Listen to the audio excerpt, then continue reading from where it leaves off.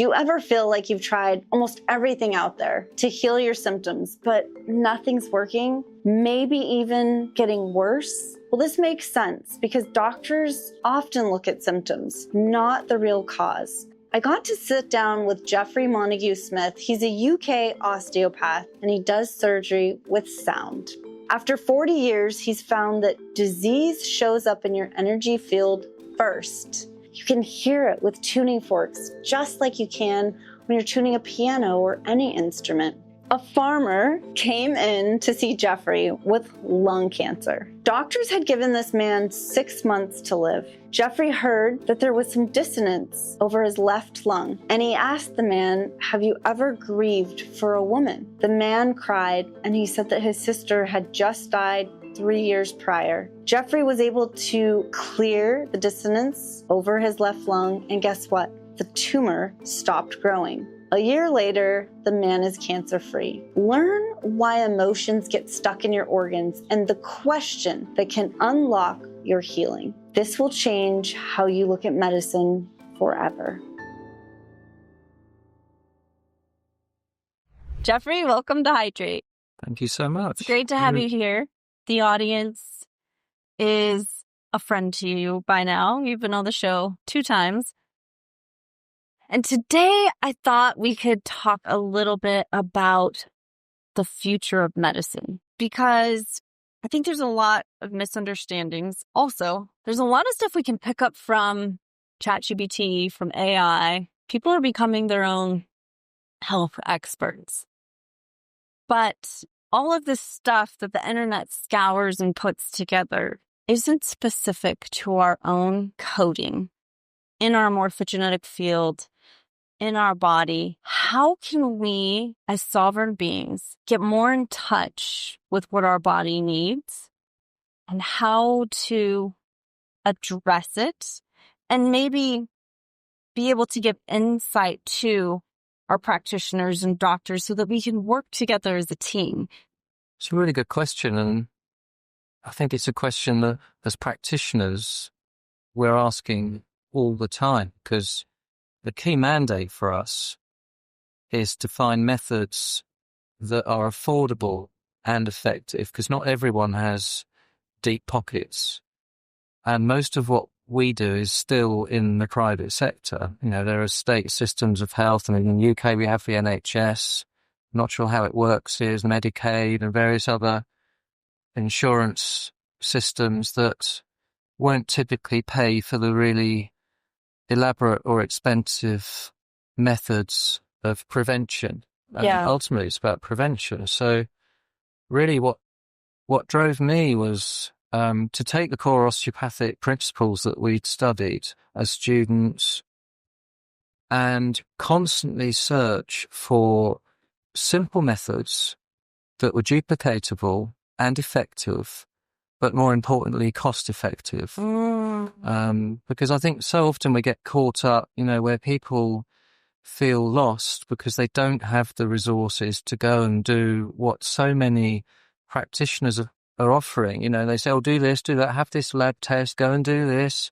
This will work, and then people look at the cost of all of this and they, well, that's just unavailable for me. So that's why a lot of what we do, there's a lot of expertise involved in some of what we do. But, when we look at the holosonic sound therapy and when we look at the elements of what we can teach people as the lay public can come and they can learn quite simple strategies to work on themselves and on their families. And that's particularly what we like to do with the tuning forks, But then, the 5 pillars of health, you talk endlessly about, the simple bits, It's like, are you spiritually content? Are you drinking enough water that's the right kind of water?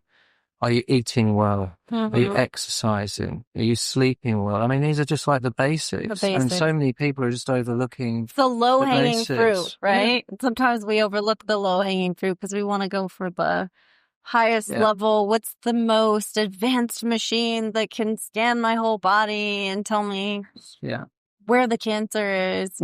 So you just brought up tuning forks. What are tuning forks? Tell us what these are. So we have a system of healing that we've developed over the years, and it's 30 years now, called holosonic sound therapy. And it's like doing surgery with sound. You can be really clinically specific, and you can look for areas of dissonance in the human energy field as it relates to function at the physical level. And the idea being that if there's a disturbance in the auric field, or you could say the morphogenetic field, or we like to say the light body, if there's a disturbance at that level, then it will have an impact through to the physical level. So, what causes a disturbance in the well, field? many different things. So as an example, this is one I use a lot, where I'd say, look, if there's liver dysfunction, let's say in a perimenopausal woman, and she's not processing her hormones properly through the liver, and she might be having all sorts of difficult symptoms because of an insufficiency in the liver and maybe the biliary tree. So we've got stasis of the bile and everything's just backing up from the standpoint of hepatic function. So she's got hormone problems. Now, typically you go to a doctor and they would be looking at, well, what can I do about the hormones? Yeah. And you do some hormone tests, potentially you might find a little bit of this, that and the other going wrong. And then the approach wouldn't necessarily be to look at the causal chain in enough detail and find the problem with the liver. Oh. So a nutritionist or a naturopath who might be a bit more enlightened would say, oh, well, let's get the liver function doing better. So what we'll do is we'll give some herbs like milk thistle or hydrangea or, whatever we need to do to get things moving. Dandelion, yeah. Exactly. Now, beyond that, because that's treating the physical level with a herbal medicine, or you might, if you have a really enlightened practitioner, find that there's some homeopathic tonification and drainage in there. So, we're now moving more to the supple, where we're looking at frequency as well as substance in terms of the medicines that you might be given. Our viewpoint is if the light body is disturbed, if the aura that carries signals that relate to consciousness and transgenerational patterns, because these come through the energy field. The light body is it's a robe of many colors.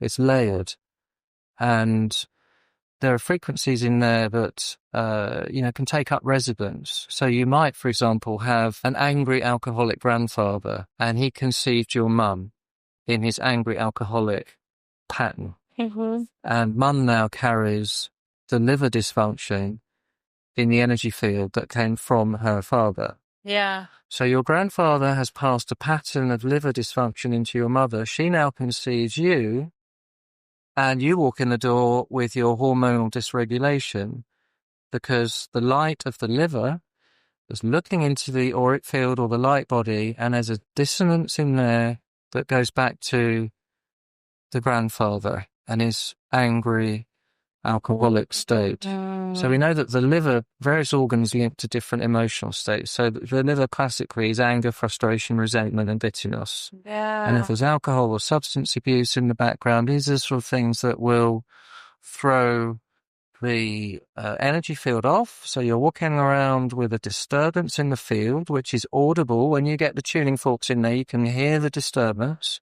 It's easily fixed. Kind of, let me pause you there really quick just so that people can get more of a visual. When you go to tune a piano, it makes sense to everyone when you're tuning an instrument, right? Yeah. You're tuning your guitar. Yeah. You get a little tuner and you can see, oh, that's out. You're tuning a piano and they use tuning forks and they can feel immediately, oh, there's dissonance here. That's what you're doing to the body. Yeah, we have a way of scanning the energy field, passing what's the harmonic fifth as a diagnostic, C and the G, and we use a high frequency C and a middle G, and you can just hear when it's off. It's so the different scan through. Yeah, you're scanning and looking at the different elements. You might have a disturbance where an athlete has got a medial ligament overstrain or a meniscus tear in the knee. Yeah. Very orthopedic kind of problem. And you take an orthopedic viewpoint on that and you do your osteopathic work and, or surgical work, whatever the fix is going to be.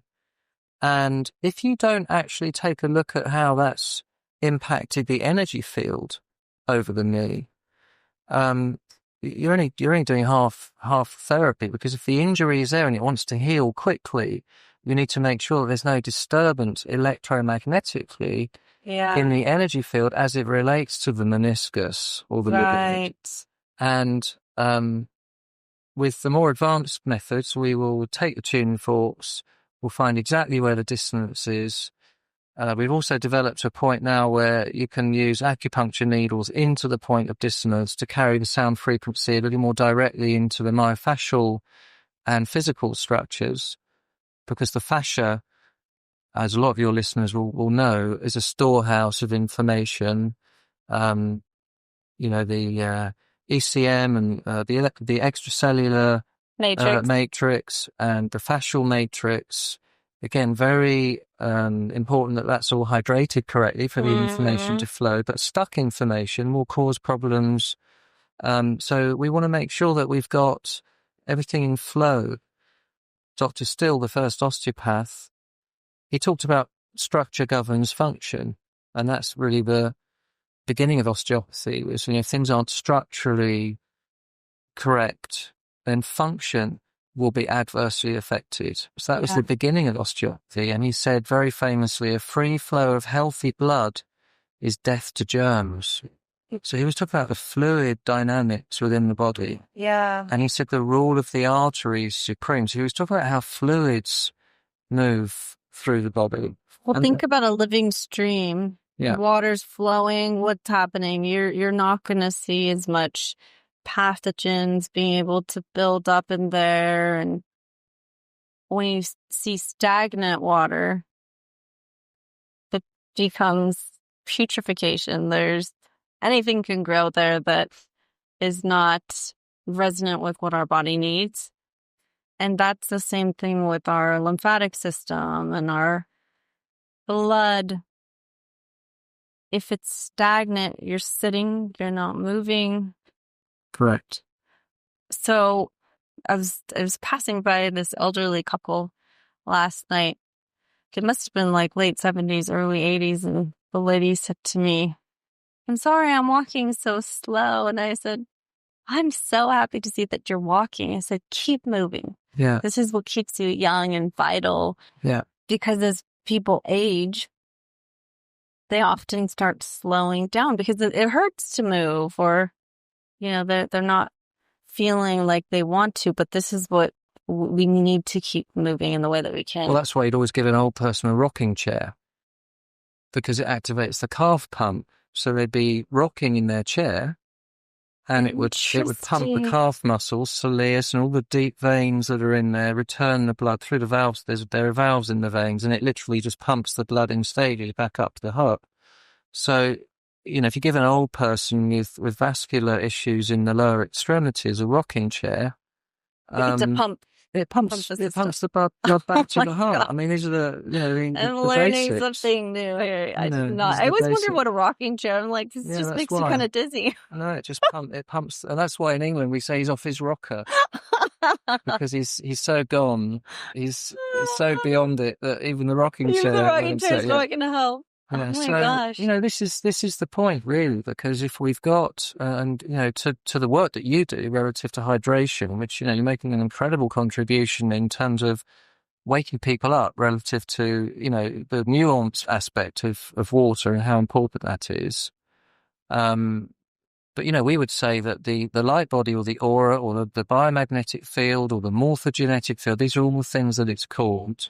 We'll probably find a common parlance at some point, but, the energy of the frequencies and the information that's stored in the light body is constantly being transmitted towards the physical level. Okay. And we say that the blood carries the information that's in the field.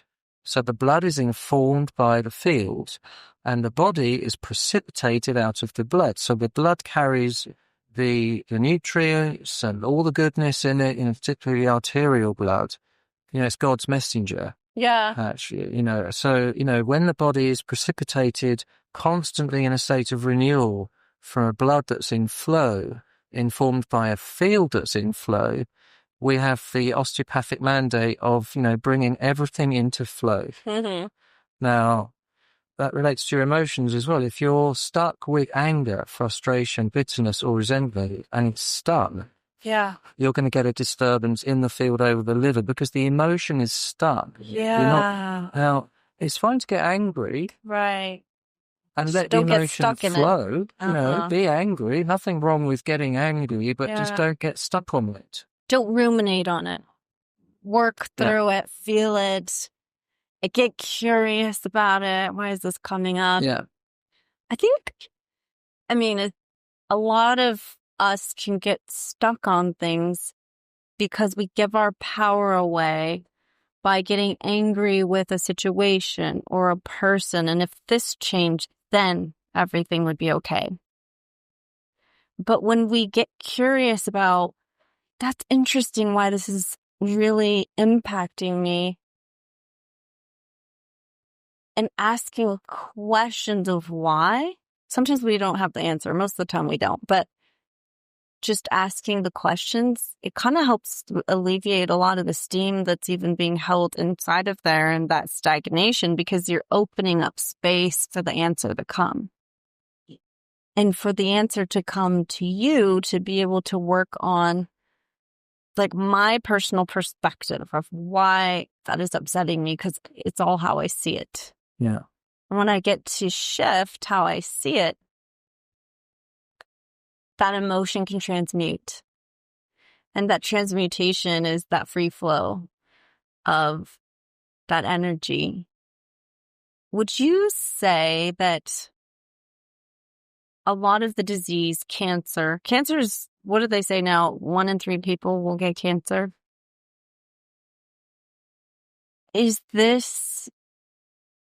Could stagnant emotions be contributing to cancer? You said it brilliantly just now, but I mean, if you just look at cancer, then you can say we're in a epigenetic crisis from the standpoint of what happens outside of genetics. Because some people, they used to say, oh, it's your genes, and that's why you got. Well, we know that that's not true now. And we know that there are, you could say external environmental factors, toxins that are coming in on the food that we eat, the water that we drink, the air that we breathe. We're in an increasingly toxic environment.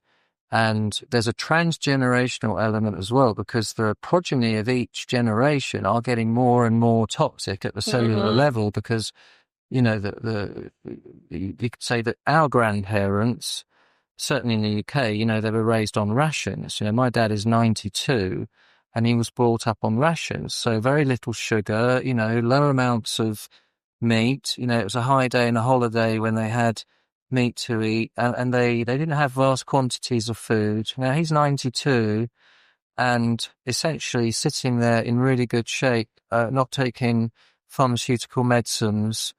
He's now getting a few little issues, but, he's been completely clear of what you would say geriatric disease. Yeah.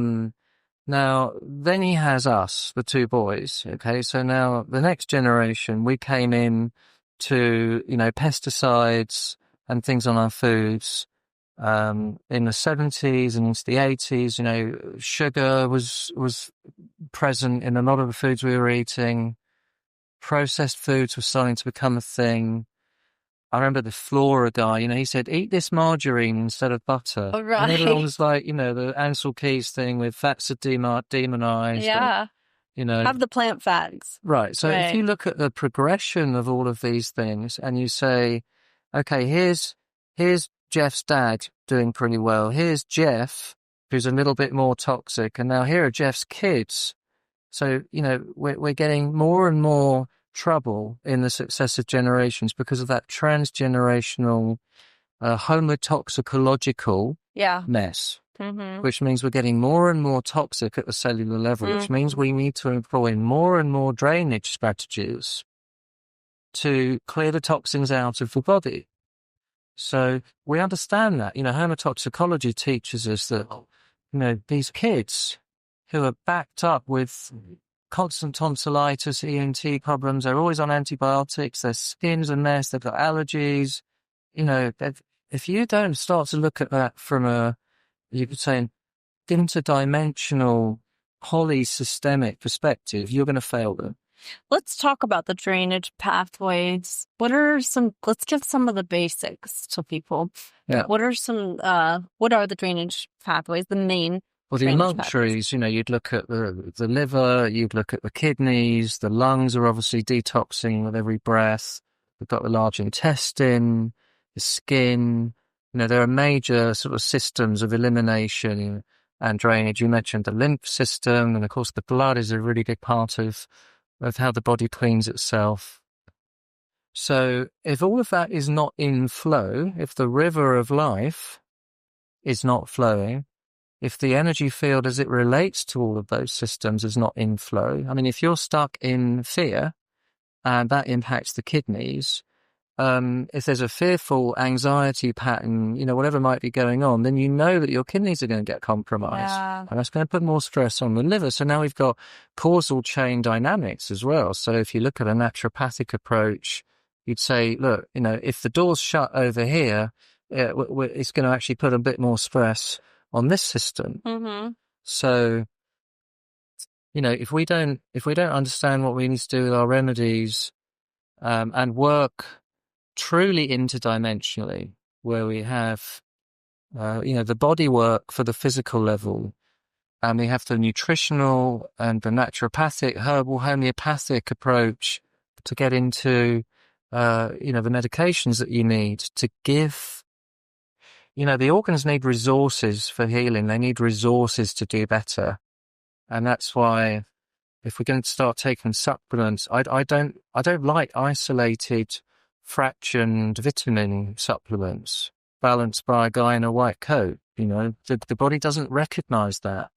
It needs the buffering agents. It needs the full spectrum, the whole food. Yeah, exactly. So you need. But the problem is our food is void of a lot of the minerals and the nutrition because of the soil, and that's a whole nother topic. But the supplements we can choose, if we choose a whole food-based supplement program, then we can't get enough from our food, but let's at least be wise about what we buy if we're going to take supplements. Yeah. That's really important.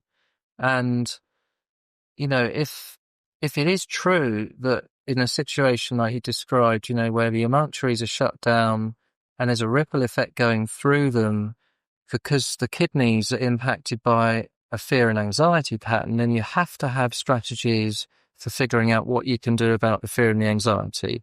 So we would say holosonic sound therapy, which works into the hologram of the story. That's why it's called holosonics, because everything's holographic in nature. Fractals and macrocosm, microcosm, all of that. We need to have that bit in there as well. Otherwise, medicine is missing a really big piece. Now, I won't say his name because he might listen, but there's a guy recently who came in who'd been sent home to die with lung cancer. And he walked in the door. We don't treat cancer. We treat the person who's on a cancer journey. Right. And we look at them from a holistic point of view and we say, how can we help support you on your journey? Yes. And if the doctor has said, look, there's nothing we can do, go and put your affairs in order, and you won't get to April, which is what they told this guy. So I saw him in November, less than 6 months to live, they said. He walked in the door actually looking really good. I said, you wouldn't know you had cancer, would you? He said, no. I look good and I actually feel really good. Wow. And so it was a surprise to him too. He had a bit of a cough. Yeah. Reductive. I mean, but he essentially had good life force. Yeah. So we did the EAV testing. So we did a full profile through the meridians, and we found the cancer was in the left upper lobe of the lung. And without getting too technical, we checked in with the meridians and we found the left sinus was very, very low. The left lung, predictably, was very, very low. So we knew that mucous membranes were being adversely affected. And that was measurable in the meridians. And osteopathically, he also had a deviation to the left side. He was from farming stock. He was a farmer. He'd had some injuries over the years. His neck was deviated to the left. The upper thorax was compromised in its movement, in its rhythmic ebb and flow, which again stops the flow of the fluids from a mechanical point of view. And especially with that's close to your collarbone, this is such a vital point for the lymph to move. Massive. All the lymph drains from the thoracic ducts into the subclavian veins under the collarbones. Mm-hmm. Now, what I was going to go on to say was that, okay, so we got the mechanical issue, which is very osteopathic and obvious. Then we had the issue in the meridians, and we needed to find the right remedies, which were herbal for him at that point, to open up the mucous membranes, because all mucous membranes are shared. Sinus, lung, and gut. You could have a blockage in the sinus creating your IBS. And you go and get the IBS treated, and it'll never get better because you didn't realize the sinuses are the source of the problem. So that's causal chain dynamics. So for him, we found what we needed, and then I got the tuning forks and took an echo from the left upper lobe where we knew the tumor was, and the dissonance was crazy. It was like ding, ding, ding, ding, ding, ding, ding. It was, the field was really disturbed. Now, we know that the lungs link to sadness and grief. And I asked him, I said, have you ever grieved for somebody? And it will be a female, but it's on the left side. The feminine side of your body is the left side. And he looked at me and he welled up and he said, I lost my sister 3 years ago. And we started speaking about that. And without recognizing that bit of the story, he wouldn't have got better. So we cleared the dissonance. We did the osteopathic treatment for his neck and upper thorax to get everything in flow. We gave him the remedies and we got through April. He was looked at in August and the tumours were shrinking. The doctors were like, well, whatever you're doing, keep doing it. And he's now in a situation where the tumours on the left side have completely fibrosed. They've just stopped. They've stopped in their tracks. I'll finish the story very briefly because he got on the right side in his lower lobe, which is deeper in the body, he got another small tumour. And there was dissonance over that. And that went back to his father's death when he was 13. Oh my goodness. And now he knew this, because he'd seen what had happened with the left side. And he had full confidence that what we would do with the right side, and we're just in the middle of that bit of it now where the tumour has arrested. And, this is not, this is treating the patient who's on a cancer journey. But if you don't understand the psychotherapeutic, or you could say the spiritual psychotherapeutic element, and you don't have tools in the bag to deal with that, as well as all of the other stuff that would relate to the functional medicine and the bodywork side, then you're missing a very big bit of what the patient needs. Yeah. And that's what we call interdimensional medicine. And that's what we're going to be teaching in the school. And that's, we're on the cusp of having a breakthrough in the teaching of these ideas. So the future doctors are going to have access to a joined up thinking, holistic, complementary way of doing medicine. That's the vision. That's what we're working on right now. Yes, we are. And you're going to be a big part of that. Oh, yes. And I am overjoyed. I can personally say that I feel honored to be a part of this because I know the impact of holosonic sound and this interdimensional medicine and how it has transformed my life. And I've spoken about this on my show before. All of you who've been with me since the beginning, knowing that it was the holosonic sound that really keyed in on the areas in my life and my body that were stagnant. But then through the story, being able to understand why they were stagnant. And once we freed that up, it opened the floodgates for the healing. Where, someone listening right now could be feeling so discouraged, knowing I think I eat all the right foods. I work out, I move, I take the supplements, I see all the doctors, I spend so much money and I'm stuck. Don't feel good. Or dealing with a terminal illness, like the doctors that you're seeing can't seem to help or figure out. And this is where I believe the future of medicine is looking beyond our chemical makeup or physically looking at where a tumor is or trying to look at just the pathology. Because there is so much more to a physical body, like we just spoke about. And I remember once you were doing a holosonic sound session on me, and we went to my ovaries, and you couldn't just tune it with the normal forks. You had to go in with the angel forks. And you were like, this is really stuck here. Do you remember that? Yeah, I do. What was that? What was that about? Because I don't even remember, but I just remember it was like one of those really stubborn. So if I'm remembering back to that round, I think it was on the right side. I think so, yeah. We were in Santa Barbara. Yeah. Right? Yeah. And the ovary is in the general area of the psoas muscle. And the psoas muscle supports the kidney and the adrenals. So we know that sometimes when there's stress or anxiety, the psoas will tighten up because of the link to the kidney and the adrenals. Yeah. But there are moments in life where we put our best foot forward and we step into our new thing.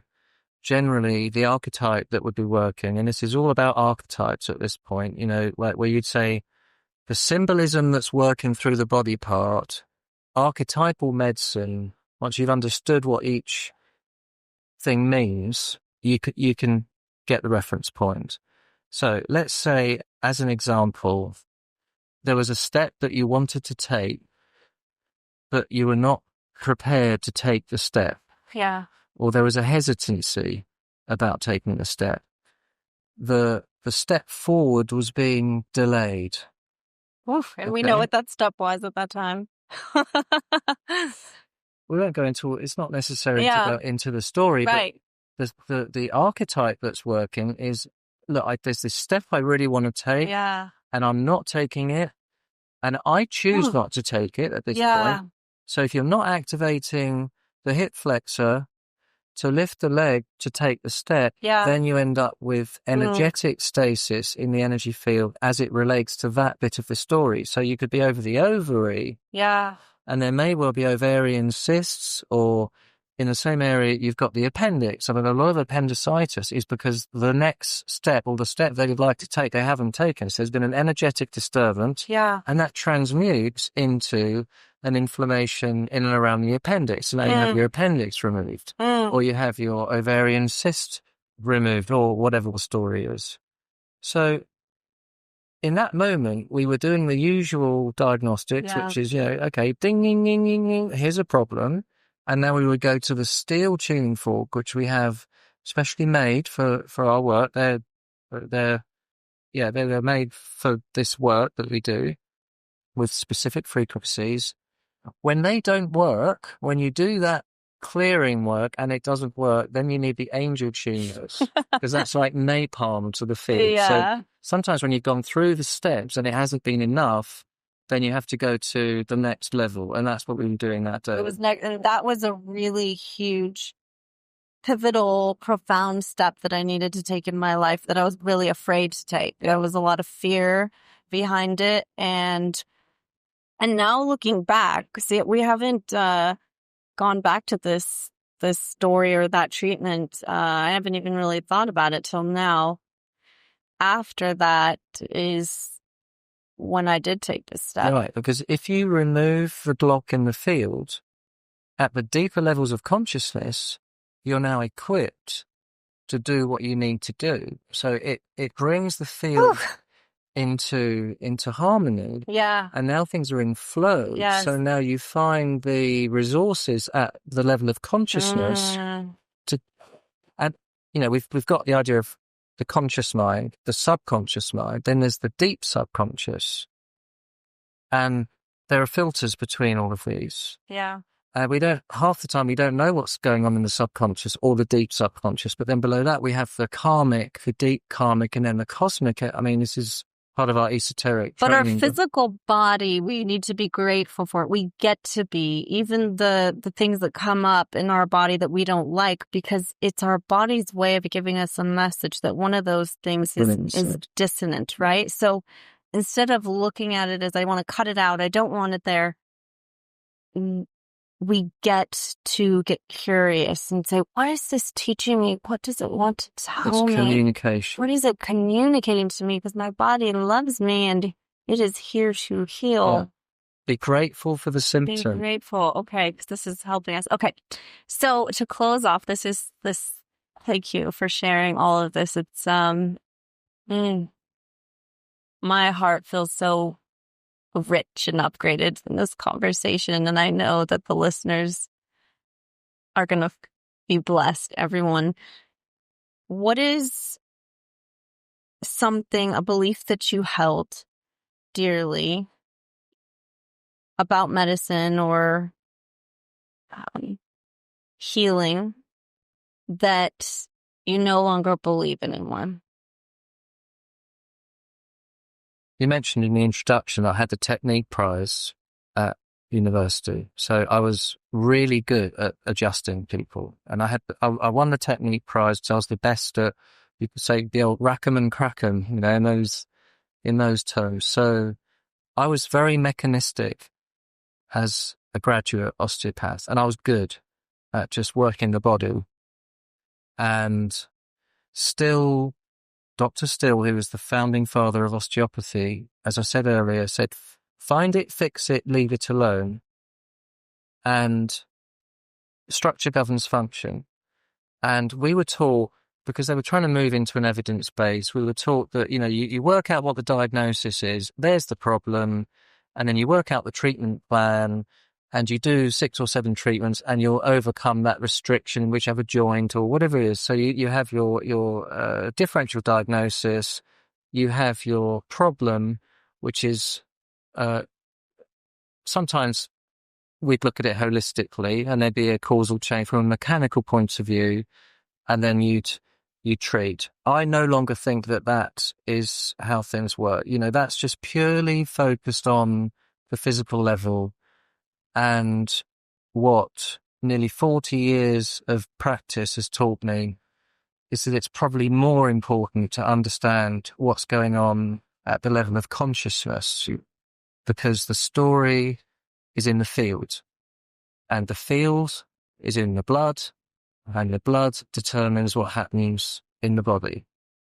Wow. So that's the conversation that you have with the patient. Yeah. And quite often the question, just as, because we'll wrap up now, but the question I like to ask is, if you finish the sentence, I've never been the same since, what would you tell me? I love ending And with they that. will say, I've never been the same since my mother died. Or I've never been the same since I fell down the stairs at New Year's Eve. I'd had a few too many glasses of champagne. There's always I've never been the same since. Yeah. And there's a moment that has had an impact. And that typically is the entry point into the hologram of what's going on. So if you're there listening and you're thinking, this has all been really interesting, and you want to do a little bit of self-reflection, and you write down, I've never been the same since, finish the sentence and see what you wrote down, because now that will enter into consciousness, and your body will, I believe, start to heal itself just because you asked the question. Yeah. It's not always having the answer, it's asking the right question. Jeff, thank you for being here today. I'm honored to have you here, and I look forward to having you again soon. And to the Interdimensional Institute and education that we are going to be providing to so many people around the world. The Academy, of Interdimensional Health. The Academy of It's Interdimensional a Health. beautiful thing. Yeah. So stay tuned because this is coming and we will keep you updated about it. But please go to the show notes if you want to learn more about Geoffrey Montague Smith and holosonic sound.